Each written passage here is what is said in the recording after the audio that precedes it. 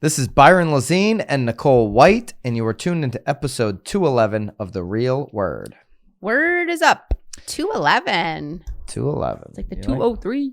It's not like the 203. That would have been 211 though. Go check that episode like out. 211. All right, let's 211. Let's jump right in today and tackle this first topic. I've seen this in the headlines a whole bunch where home sales have dropped. If you're a consumer, you may read that a different way. We'll get into all the ways a consumer could read that. Pending home sales dip amid anticipated retreat in demand.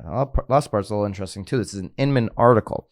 The number of homes that went pending in January, a leading indicator of future sales, fell 9.5% year over year, according to data released Friday by National Association of Realtors. Well, your BFFs.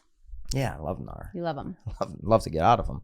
So if you could tell me, when you hear that, if you were putting your consumer hat on, how do you think they hear that? The average homeowner or renter in this country, when they hear home sales are dropping or they dip year over year, what does that mean?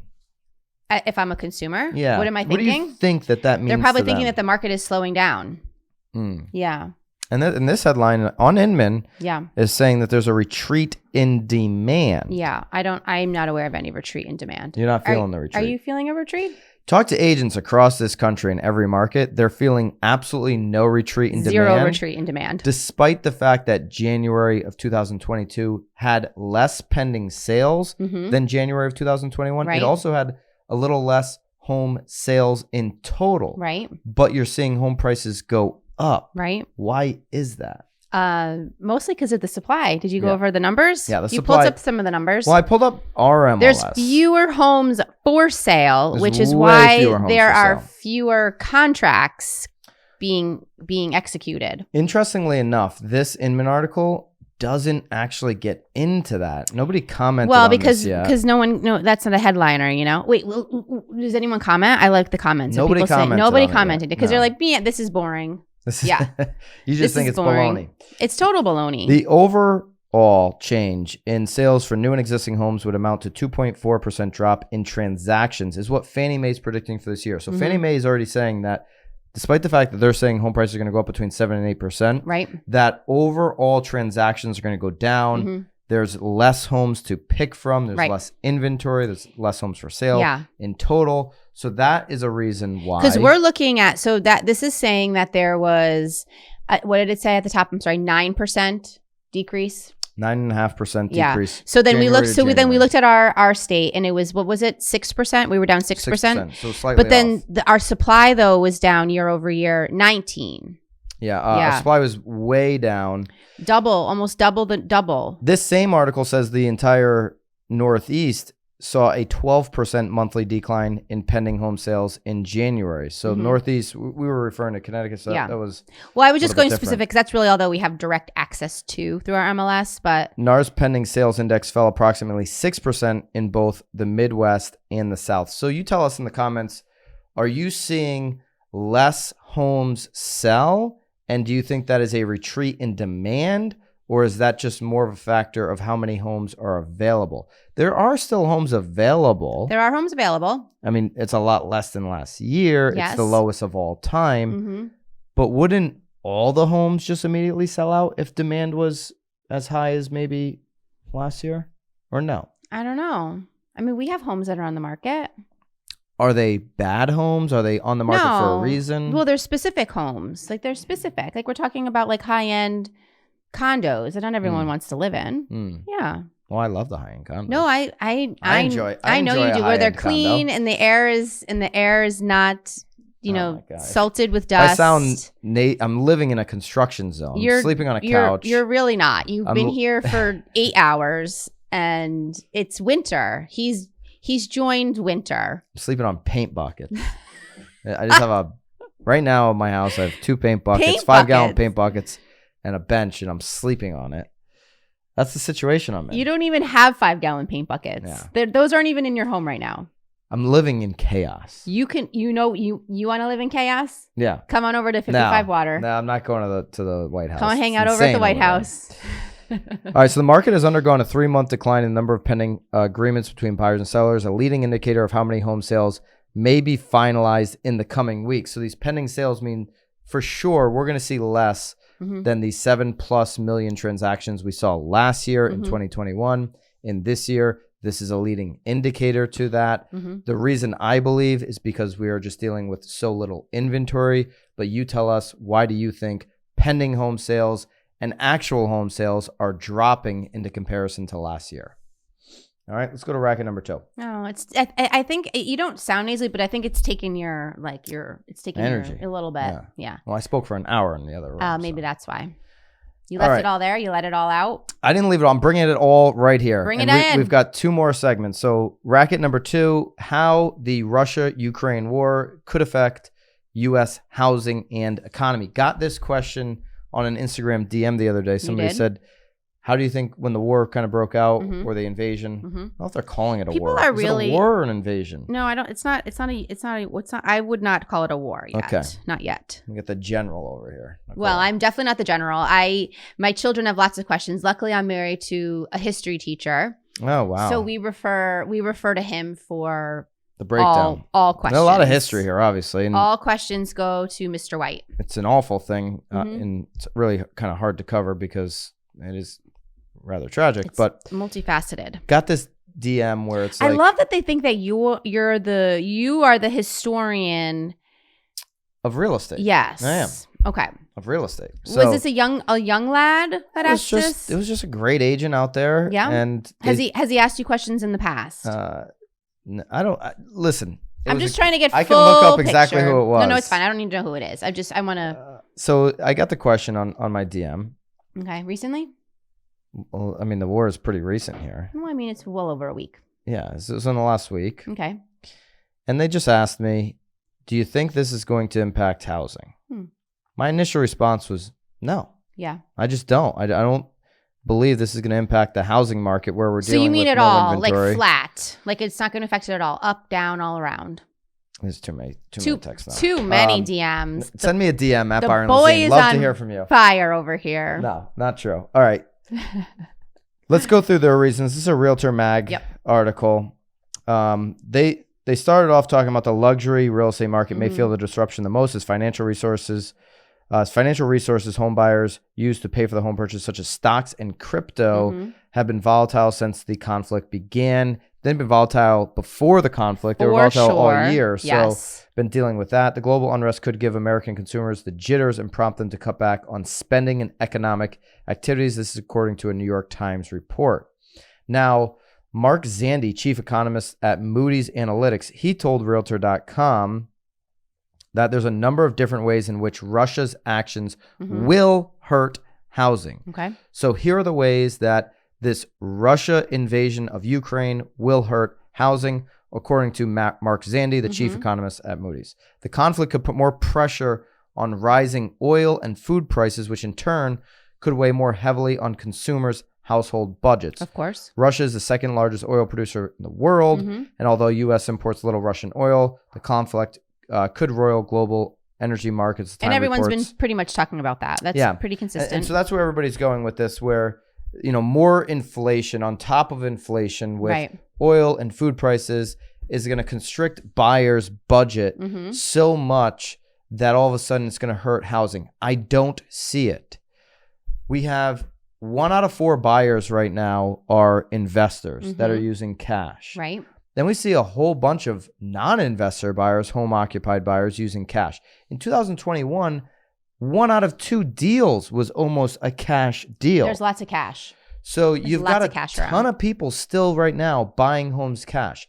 I don't think, a 2x on the cost of milk is going to impact that buyer. Well, so take out half of the buyers. Yeah, well, I mean, because they're paying for that milk whether they're in home A or in home B. So if we're going to look at the person that's living paycheck to paycheck, that's trying to buy a below median house in their market, well, the home value shooting up is hurting them more than the cost 100%. Of milk. 100%. Well, and then the rate. And then the rate, which here's how I think this in the short term will actually help real estate is the rate. If you're following the 10-year since this broke out, it's been going down. Right. Went down again today. It's down another 1/10 of a point today. It's at 1.7. We hit over 2 before this broke out on the 10-year. The 30-year fixed mortgage rate follows the 10-year closely. So if I'm looking at that, I'm thinking over the next couple months, we're going to see an interest rate that's not going to blow past 4 and could actually dip down again, which would help people buying right now, which would help housing affordability over the next quarter. Right. That's where I see this going. I don't see the milk and the oil. Obviously, gas prices and oil go to some absurd number. Yeah. And there's things that our administration can do to kind of keep that down. Whether they will or not remains to be seen. But I don't see this outside. This expands into some crazy. We'll have to get the historian on. We would have to get the historian on. This goes into like something beyond what's happening right now, which is the fear. Well, sure, all bets are off. Yes. All bets are off that. Yeah, I would rather refer to the historian because he says things. It's sort of like telephone, From the history books to your to your lips, it's and a telephone. And then it's like, oh, martinis at the bar, that's like that.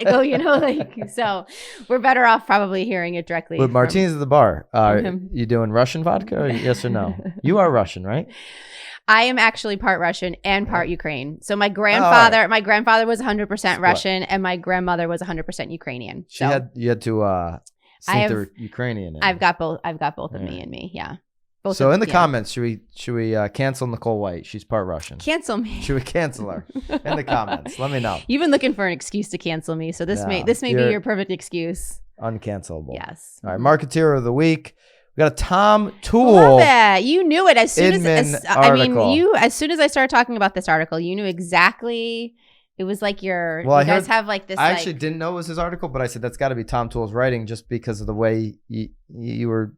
He put the words in here. I know Tom Toole's language quite well. Clearly, you do. Tom Toole, if you don't know him, #1 team, mainline, Philadelphia.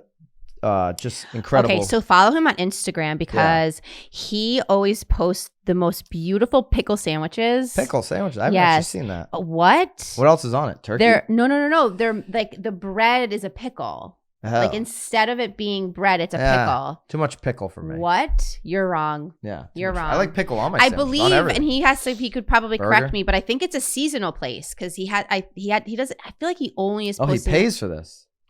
Yes. I thought he was making it. The pickle sandwich. Goes to like this deli and he gets these pickle sandwiches. So this can be really... It's the only time I think I ever slide into his DMs is when he's eating his pickle sandwiches. Wow. Talking about sliding and pickles. Okay, nope. You're getting a little crazy. You are. All right, Tom Toole on Inman. We'll link it up. This is a really good article for the market we're dealing with right now as agents. 6 creative ways to reboot a chilly lead. You and I are going to pick our favorite of the 6. Okay. I love it. #1, send a personalized video email with your credentials. Okay. Can we go through each of them? I don't love that, but that's me. Well, I would go through each one, but you jumped right in there. Let's go. Like a freaking hot potato. Well, because I'm not a lover of filming myself. All right. #2. Yes. Send a handwritten note to the potential seller. Yeah. #3. Follow up with sales data and relevant market information. Okay. #4, send a monthly market update. Okay. #5, send automated market updates using your CRM. Okay. That's a good way to drip. And #6, be the knowledge broker. Be the knowledge broker. Okay. So you want me to go deeper on any of these? You got your favorite? What do you think? Read them again. All right, #1. I'm kidding. What is #1 though? #1 was the one you hit. It's personalized video with your email credentials. So I guess where I always dive deep is #6, the knowledge broker. But in for me, what becomes a little bit more authentic is like going in deep with like the actual house, like paint color. If someone wants to renovate a bathroom, is it something that they should be doing? What's the return? Right. Kitchen. Like, hey, Nicole, I'm thinking about selling my kitchen and, doing my kitchen, but I want to sell in 5 years. Like, what do you think I should do so that it's the most marketable? So I dive deep there. Or people are constantly coming to me, asking me for names of plumbers or asking me for names of electricians. So that's where I become the knowledgeable broker. And you also do a great job of knowing what's happening every single day in the moment of the towns that you work in. 100%. This just came on. She sold that for X. every agent, and so I'll tend to agree with you here on this out of the 6 but I think that should just be a given. You should be the knowledge broker in your market. Right, because you should know what sold for what and be Yeah. able to bring that up in a conversation For sure. automatically because you've Yes. studied your market. Well, and I'm obsessed with knowing the agents that listed them and that bought them too. Yeah. I mean, the agents. I'm obsessed with that because then I kind of know like how it went down or like why it was priced that way or what they were kind of thinking. What this does when you give that type of data to a seller is they're like, wow, she's so in the know. Nicole, you have this inside baseball, this insider information that I need to be able to go to the next step. Right. And so you delivering that builds that trust with that person trying to make an investment or a purchase. Yeah. And they automatically want to work with you. Well, and I think that you have to do that too, because if you're going to send that letter, like I love a handwritten note, but if you don't have anything after that handwritten note, like what if they actually call you? And you don't have the what knowledge. the flip are you going to say afterwards? So I do think it's the most important because again, you know, if you're asking them to reach out to you because they need advice or hey, reach out to me for advice, or if you need like you're working on out like and you don't actually have anything to follow through with that, I mean, you're kind of at a standstill. So again, all of these things are really important, but I think that being the knowledgeable broker is going to be the most important. I mean, you got to know what's going on. I think it is the most important because if you don't have the knowledge, it's going to be hard to convert. Yeah. But to answer his question, to reboot a chilly lead, I'm going to go with either number 3 or 4, follow up with sales data and relevant market information being number 3, or number 4, sending a monthly market update. The market update is, I mean, that's even the CRM one, like a drip campaign. Like that's how I met most of our developers is from drip campaigns. I want to do it in a way that grabs attention that's unique from what other people are doing. So if I'm looking at a certain neighborhood, I want to list all of the sales in that neighborhood, like just not pretty. Right. You know, and this is where we make a mistake. Not pretty, a lot of but you want it agents make ugly, mistakes. real ugly. I want it ugly. Like I just want a printout of the MLS with all the lines. And then I just want to circle in those 10 sales, your house would sell here. Okay. And then here's the numbers to back it up on the bottom of the sheet. Like I want scribble on it. Yeah. I want it to look like back of the napkin stuff. Go deliver it personally, door knock it, and give it to that person. Here it is signed. Like your signature will be on there. Put your autograph on there. Signature on there. Maybe Tom a $5 gift card to like put the credentials on there. Yeah. And take that kind of action. And then once you get there, if you're studying the market as well as Nicole is, if you're Josh Flagg style, where you can roll through Beverly Hills and say, that person owns that house and she owns this one and he paid this for this. Once you get to the house and you've got their attention to hook, like your house would sell here, and then you can speak that language, game over. Yeah. I mean, it's ultra. I mean, God, back to the basic. Trust. Yeah. You know? Exactly. I love it. Good job, Tom. Josh Flagg, do you watch his TikTok, by the way? I don't. He's gonna be a marketeer soon. Yeah? Yeah. Because of his TikTok? Yeah.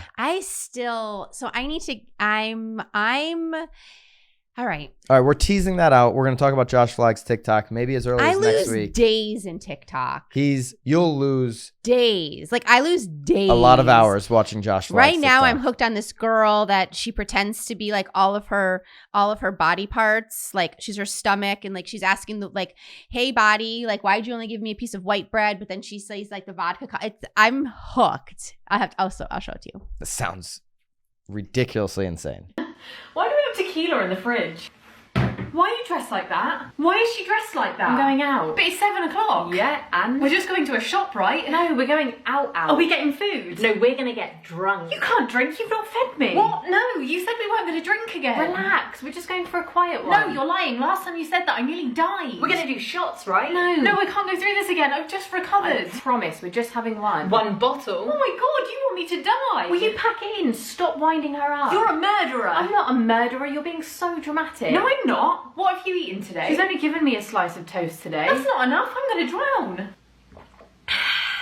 Oh, here we go. I'm never going to recover from this. Why am I bald? All right. In the comments, let us know what you think. What's your best way to maybe Bobby will pop it up. I'll pop her up. Warm up a chilly lead. What do you think of the Russia-Ukraine conflict? Will that impact housing?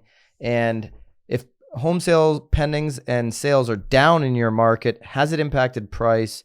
And do you believe it's just because of inventory or some other issue? Love to hear from you guys. Keep it real. We'll see you next week. See you guys.